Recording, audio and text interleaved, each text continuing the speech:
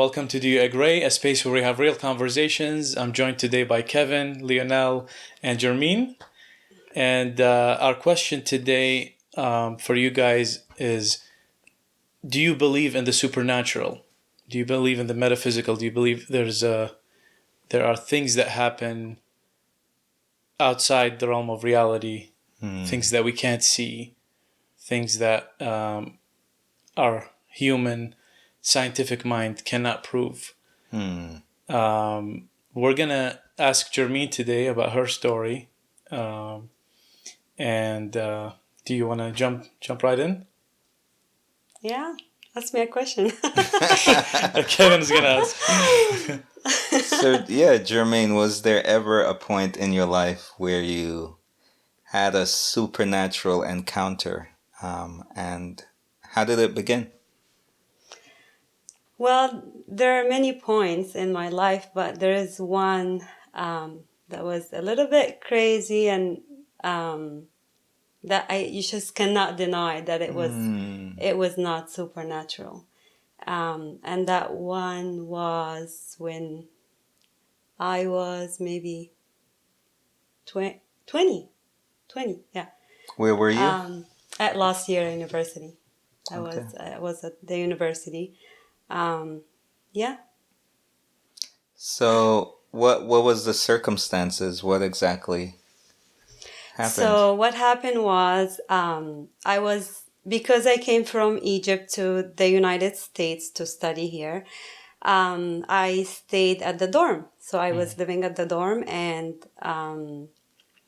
I was staying there all the time, even through the weekends, because I didn't have family to go back to. I'm not gonna go all the way to Egypt, for the weekend.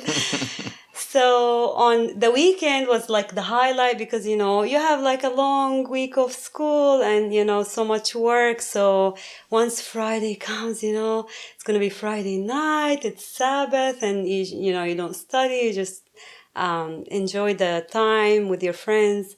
And we used to go to first service. It's like it's to begin the Sabbath. So it's a service at the church for the university students. So we used to go there. And I just remember that day, we were getting ready, and my roommate was leaving for the weekend to go see her family. So she was there, and before I was going to go to first service, I wanted to use the bathroom. So I want to make this kind of like explain it. So we had bathmates. That's how the dorm is designed. So you have a room, that's where I was, and then a bathroom, and then another room that connects to the same bathroom. So the person in the other room had gone for the weekend to see her family. So she was gone. So her door to the bathroom was locked, okay? Mm-hmm. And I was in the room with my friend, my roommate at the time, and she was leaving for the weekend. As I just went to the bathroom, just use the bathroom, and then I was gonna go down to go to my friend and, go to church together. So I go use the bathroom, and I come out, and I try to open the door, and it was locked. So apparently my roommate thought I was gone, and she locked the door. So the only way out was from the outside, the only way to lock it. Yeah. The only way to unlock it is from the outside. Yeah. Mm-hmm. So I try to open the door, and the door is locked, and so I go, I'm like, oh, my bathmate, maybe she's not gone. So I go and try to open her door. Her door is locked. Like I can't go anywhere. I'm stuck. And I lived in the third level, and it was hard. It's just hard to explain because, like my only chance, that was like what, 6:30 or 7, I can't remember the time, because we were going to go to first service. So my only chance was to wait in the bathroom. I keep like trying to open the doors, this one, and my door, it's locked. I can't get out. My only chance was to wait maybe at 10:30, and RA could come, hopefully, and do a room check and just scream like, I'm in the bathroom, open for me. If she hears me, maybe she could open. Otherwise, I was stuck. Could you have screamed loud enough to be heard? I don't think so, because I was all the way upstairs, and it was the weekend, so it gets really No one was really quiet. there. Yeah. Yeah, on campus on the weekend, because most people, are local, so they go to their families. And you Except couldn't some go- of us. You couldn't go by a window, and there was no windows there. My only window looked through towards the back, and nearly impossible. I don't think anyone could hear me. So there I was, stuck in the bathroom, and I'm like, I don't think I prayed. I don't remember like kneeling and praying, but I was just in so much stress, like, oh no, Tell us, how were you feeling? What was going through your mind? I didn't want to be stuck, I didn't want to be stuck. I wanted to go. My friend, my really good friend, Deirdre, my good friend, she was waiting for me, we're gonna go to church. And so, I didn't want to be stuck, and I just could think, like, what are my chances of getting out? If the RA doesn't hear me, maybe I'll be here until the whole weekend or what, Wow. I don't think I knelt down and prayed. I really don't remember doing that. Maybe I was just saying, God help, in Arabic or something. I don't know, like, just like, like calling for something. But I just remember I was hitting the door so much, trying to open it and trying to open the door, that the metal hanger, there is a hanger for the towel, it bent in. I just remember that clearly because later on I kind of tried to fix it. But so that's what happened. And I remember it very clear. I was hitting the door, trying to open, and it's locked, so it wasn't opening. And then I stepped back because there's nothing I could do. At this point I realized there's nothing I could do. And as I stepped back, the doorknob, is that called the doorknob? Okay. Yeah. So it turned and it did a click, like click to unlock, like tin, and then it turned and the door opened that much. Just that much for me. Wow. And nobody was behind the door. No one was behind the door. My roommate had gone. Yeah. And knowing you, I don't think that's the last place you want to be stuck in for like the whole weekend. Maybe some of us can survive in the bathroom. I don't. I'm There's going water. out. You can use the restroom. You can sleep and wait. But for you, you torture. You really wanted to go to church. I really wanted to go church, yeah. and like I said, my best friend was waiting for me. Like we're gonna go, and yeah. But the door opened. Wow. And I just remember it clearly. The door knob turned, click, unlock, turned, and opened this much. Yeah. It wasn't the whole way. It was just this much. So when that happened, like, what did you think? What did you... You would think, I would think something of it, but nothing. I just, I was like, oh, great. And I just ran out the door. Looking back. I opened the rest of the door and got out, and I didn't think of it. And I went down, and, my friend, Deirdre was asking, oh, where were you? What happened? And I just told her, oh my goodness, I was stuck in the bathroom and I was trying to open because it locked, but the door opened for me and I came. And she looked at me, she's like, oh. And I said, yeah. Like an angel opens the door for you every other day. Like it's like nothing important. I don't know. I didn't think much of it. Wow. And I didn't tell anyone about it because I kind of forgot about it. Wow. I think if my mom watches this, I don't think even my mom knows, or, my parents. If I think it was just convenience at the time. And the door opened, I was so glad, and I just went to church. So. Wow. Amazing. So you believe it was an angel? Yes. So I thought about that. So I didn't think about this story for a long time. And I think I forgot about it because even with him, like, we started dating, we would go out, we would share stories. And I didn't tell anyone. I just told Deirdre because she's like, why, where were you? You know, and I just told her, and I didn't mean to tell her like it's a crazy thing that happened. I just told her, oh, I was stuck and the door opened and here we are, let's go. She made a big deal about it. I didn't think it was a big deal. But there came a time when that story was a big deal. And that was many years later, actually. So fast forward, I want to say, well, I was 23 when we got married. So 3 years later, or maybe 3.5 years later, I went through a spiritual struggle, you know, going through a lot of things, a lot of questions, you know, questioning God's existence, you know, like, God, are you even there? Like, am I praying to the ceiling, or, you know, are you actually there? And that was the moment when I remembered the whole story very clear with all the details. And I remembered it, and I had forgotten it all these years, or I didn't. I think I really forgot it because I didn't tell anyone except Deirdre because she asked me, where were you? But that was the moment. I was in a moment where I was questioning, God, do you exist? Wow. And clearly I remembered the whole story. Wow. How the door opened. And I asked myself the question, could it just be coincidence? Or like, how can the door open like this? But, you know, like, just thinking about it, I would be illogical to think that this door opened by coincidence. I would be illogical. It's clearly a supernatural experience. It's clearly, I believe God sent an angel. You know, I was in need and sent an angel to just open the door for me. And for me at that moment, that was convenience. But later on, that story became a reason, a memory, or like a reason for me to be like, no, I experienced God. I experienced something supernatural. And that was big in my turning point, all my questioning too.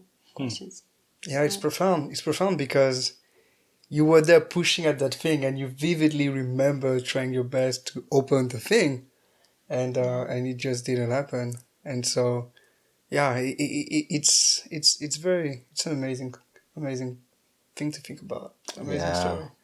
You know, like, God works in the small details. Like, we always see things that, you know, but no, it's gonna be those small stories that you will, you know, forget, but then remember at the right time. And did you open that door? You know, so was you know the expression, like, it's important to doubt your doubts. You know, it's like, you know, were your doubts opening that door? You know.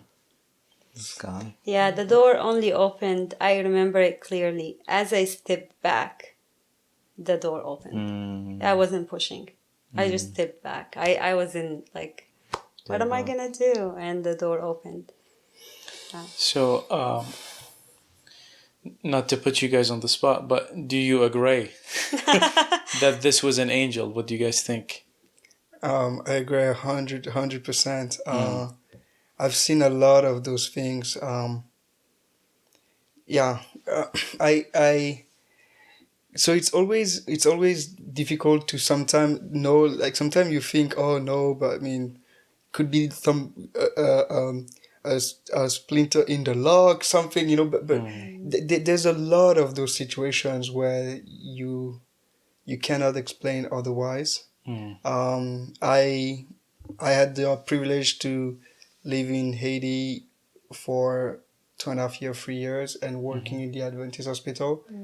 And we had tons of stories like this where people, where you're like, the person literally was supposed to die, and out of nowhere, sudden recovery, or I mean, we had a lot of people that die as well. Don't get me wrong. It's not saying that, you know, but we had tons of cases where, you know, like, nobody could explain, and it's profound. Wow. Do you think there could be another logical explanation to say that it wasn't? I've had a few stories too, and I've had a friend who was like, "Man, you're studying science and you're a man of science. Like, come on, how could you believe this happened?" And you know, in my story, the answer to prayer was exactly what I needed at the time. Maybe I could share really quick. We were driving down to Arizona. We were like maybe 6 or 7 people in the same car, and pouring rain, heavy rain, and the drive is so nice. Usually, the amazing scenery, and so I was driving, and then you couldn't see that far. It was just, and it was dangerous too. And so I was driving, and I have all these people with me, and you know, you feel responsible, and at the same time, some of the people are coming on this trip for the first time. So it was actually a mission trip, and so to the Navajo reservation. So some of the people on the trip, I wanted them to experience the road. I wanted them to experience the nature. I wanted them to feel safe. And so I'm driving down, and I pray, you know, eyes open. I just talked to God. I said, Lord, you know, we appreciate the rain, especially Southern California. We need the rain. But I think at the time there might have been like a drought or something. Yeah. I said, but, you know, I would really appreciate it if the rain would stop. That way we could feel safe on the road. We could get safe to our destination and everything like that. I kid you not. And then I said, I appreciate you.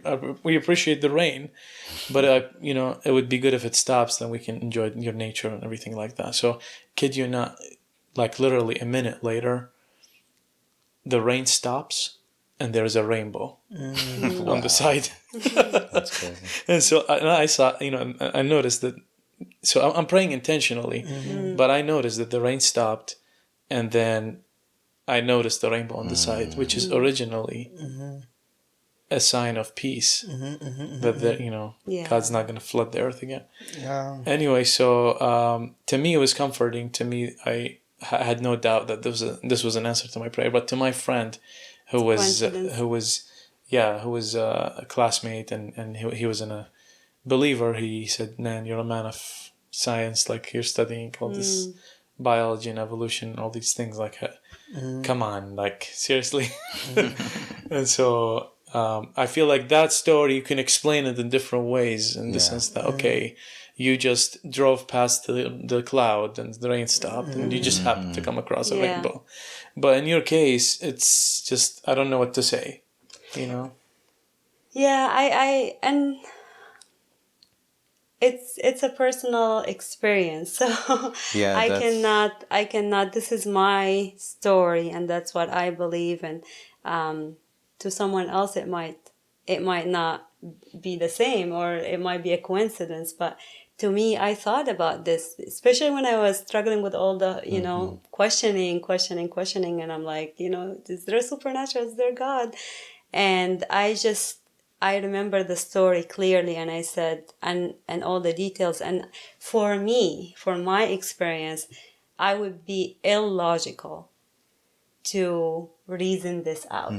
I would just be illogical. So it's to me, what I experience is 100% supernatural. I cannot reason it out or scientifically, or I can't. To me, that's, for my experience, it's a supernatural. Yeah. And I think the thing is, you can't really argue with someone else's experience. You know? I know you both, and I saw a little bit of your questioning journey, and so it's just powerful how it reminds me of the story of the crumbs when Jesus did the miracles, fishes and loaves, and they had leftovers, and they find themselves in a storm, and he's like, "Have you guys forgotten the loaves? Like, have you forgotten this amazing thing I did? Do you still have no faith?" Yeah, and how remembering that could keep them in the middle of their storm. Yeah. And how in the That's middle of your exactly what storm, happened to me. that experience kept you. Yeah. Yeah. I needed to remember that, and I had forgotten it for these years, but I needed to remember it, and somehow came all to my mind at that time. That's awesome. So, If you guys have any similar stories, if you have seen a dream that has been effective to you, if you've had an answer to prayer, if you've had something like Germeen's experience, feel free to share in the comments. There's a lot of people that Supernatural experiences. There's a lot of people that can benefit. If you don't agree, give us an explanation. Maybe it's something we haven't thought about that it could have been the case in Jermeen's case. We're open to learn. This is why we're here. And Germain, just as you get ready to go, what message do you want the listeners to take from what happened in your story?